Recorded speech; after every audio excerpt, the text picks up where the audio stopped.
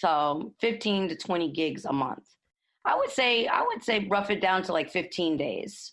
So like, well, no, that wouldn't make, well, yeah, because sometimes I've doubled it up. All right, let me just look at a calendar to get more accuracy here. I mean, a rough idea is it's fine. Like 15 to, ballpark 15 to 20. So pretty much it's like doing a quote unquote regular job. You work about 20 days a week with a but regular I'm working job. for 1 hour. A gig Right. is 1 hour. Right. So it makes it amazing for me. I really enjoy that because I get to do what I love. I get to share. I used to volunteer doing things like this. That's another thing I do. I used to do a lot of volunteer work before I became a working musician. And I don't do as much of that now, but I still feel that connection with my community by doing the nursing home work and the hospital work. And I also work for a few organizations. They're non-for-profit organizations. Like I belong to a group called Music for All Seasons. And they pay me about $150 to $200 an hour. And I've been doing performances for women in shelters with kids, or I've gone to jails before. And I really enjoy this work because I feel like I'm giving back, and it's always a positive experience. It always like lifts up the atmosphere. The music always lifts up the atmosphere. And that's what we do. That's what I do. That's what musicians and music does. It's pretty magical, So being able to do it full time as my job is amazing. Obviously, I have goals to kind of morph into doing more of my original music and building an audience so that I can sell more concert tickets and go that kind of path. But nonetheless, I'm super happy to be doing this and making money. It seems to be increasing. My finances seem to be increasing more and more every year. And I'm getting new opportunities somehow, like people are discovering me. So you were talking a little bit about your story, but let's work our way backwards some. So we know your numbers, we know you're working full time in the music business, but walk us through a bit of your story. What first got you started with music? Oh, fun. It all started in my mother's womb. It actually started as a little girl. I always had a knack for performing, always wanted to sing and dance for people. That was a sign. And then, growing up as a little girl, in the first grade, I asked my teacher if I could perform in front of the classroom. When I was 13 years old, I composed my first song. At 16, I was accepted to LaGuardia High School for performing arts in New York City, which is kind of a big deal. And it was clear to me, at that young age, what I loved to do and where my talents were based. It was always in music, it seemed. And, I was always gifted in the area, but I didn't take it seriously until Alicia Keys came onto the scene. And to this day, people tell me I remind people of her, I guess my looks and maybe my sound a little bit, because we're very different artists, but I always get it. People always tell me that I remind them of Alicia Keys. And when she came into the scene, I realized that I wasn't where I wanted to be musically, and I needed to take it a lot more seriously. And that's my testimony right there. Alicia Keys, she's the one that really got me on track with knowing what I wanted and where I wanted to go. And ever since then, I just put a band together. Back in 2005, I started working on my EP that I released in 2006. I started playing around New York City with that. I started like a MySpace page, and I started getting familiar with social media. I didn't know the power of it, unfortunately. Had I known, I might have been able to build an audience quicker. I didn't really grasp all of that. I was just being an artist and just really practicing my craft, doing what I loved to do. I worked a job as a waitress, but I just took my craft more seriously, put the band together. And, that was kind of like that became the journey, working on my craft, building a band so that I could tour. And I got to tell you, to this day, I haven't gone on a tour yet. So I'm anticipating, 2020 being that year. Now that I've got all this information and a better understanding of kind of what it takes to do that. Yeah, and piggybacking a little bit, I think since I have heard some of your music, I would say that's a fair point people have in saying, Alicia Keys could be an influence for you, because I could definitely hear a little bit of that. It's unique in its own way for sure, but a little bit of Alicia influence in there. Oh, thanks, Omari. I'm a little bit more rock or yeah. So it definitely has its own sound. So I was going to say like it's more on that side, but has some soul in it too. Thank you.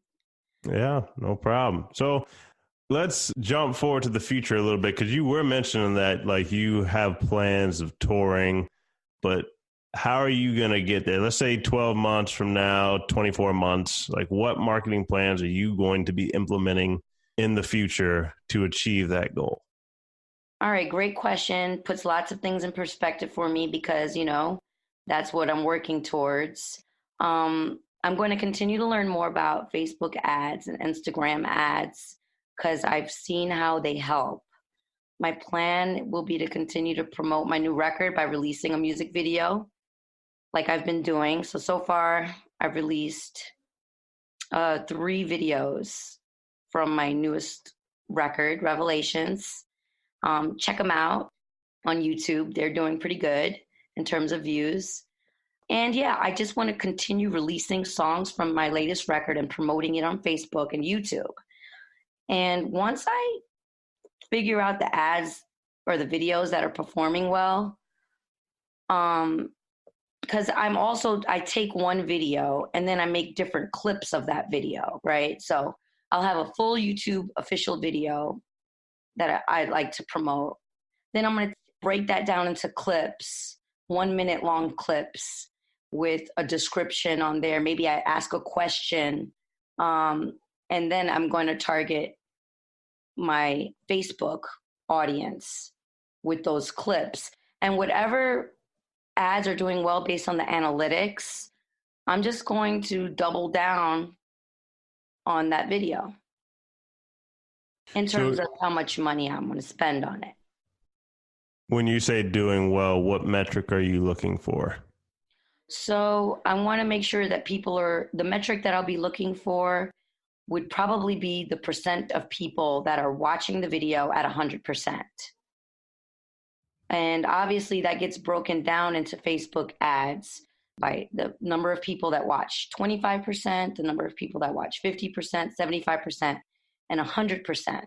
So I can target those audiences differently based on those metrics. So, I mean, if they watched more of the video, then I would think that they like it. And then I might be able to retarget with possibly a Facebook live clip or something that's more engaging so that we can continue to build a relationship. Okay, cool. Yeah, I like to dig into those because sometimes people, they'll look at somebody talking about Facebook ads, an artist talking about Facebook ads, and everybody will have a different metric that they like to measure things by.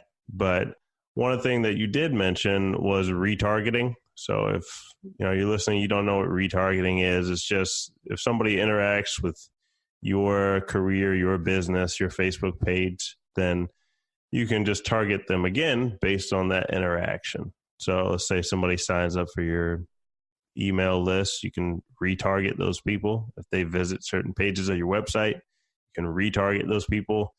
And it happens that the people who spend more time on your content are more interested in your content. So if you have, something else down the line that you're coming out with, they're more likely to engage with it already. Mm-hmm. Yep. Exactly.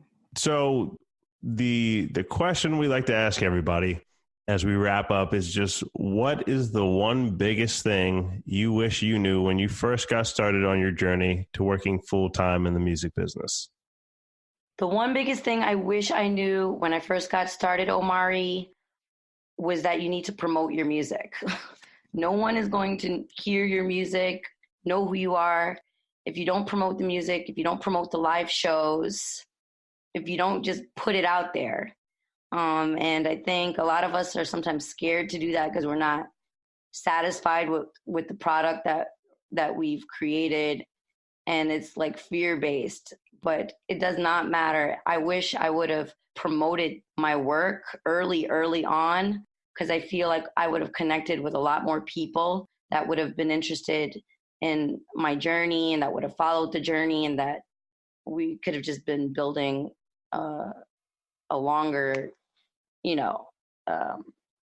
connection with my fans. I regret that I didn't start that earlier.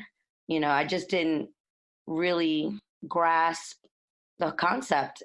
And it's really weird because it seems like a no-brainer, but I really just didn't get it. And I didn't have anyone kind of guiding me or directing me. So only 2 years ago did I really start promoting my music and reaching my audience. And I'm still working on that.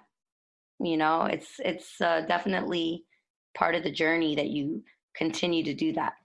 But that's one thing I really wish that I knew when I first got started. So anyone out there, please promote your music, get it out there, let people hear it through blogs or vlogs, paid promotions. It really helps. Awesome. Well, yeah, you heard it from her. You didn't hear it from me because I'd be biased on that anyway. But so let the people know where they can find you. All right. Everyone can find me on Instagram. I'm a lot more active these days. Sandra Small Music, SandraSmallMusic. That's on Instagram. You can visit my website, sandrasmall.com, or Facebook, Sandra Small, number 11, and YouTube. Just type in Sandra Small. And feel free to send any messages if you have any questions for me on my website. I do have a contact page, and I'd be happy to talk to anybody that has any questions for me about anything that I discussed with you today. Awesome. Well, thanks for being with us today and dropping some knowledge on Music Money University. We've loved having you on the show. Thank you, Omari. Guys, thanks so much for listening to this episode of Music Money University. If you know of any other artists, musicians, or entrepreneurs who are trying to figure out their music career or business, share this podcast with them and click the subscribe button wherever you're listening so you'll know when more episodes are out. Support for Music Money University and the following message comes from Omari Music Promotion. If you make great music that not enough people hear, get started today with Omari Music Promotion. We have genuine Spotify, YouTube, and SoundCloud promotion packages. There are tens of thousands of songs released every day.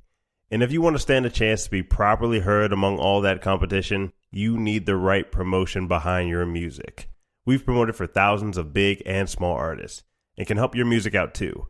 Just visit omarimc.com or click the link in our show notes to get started today. That's OMARIMC.com.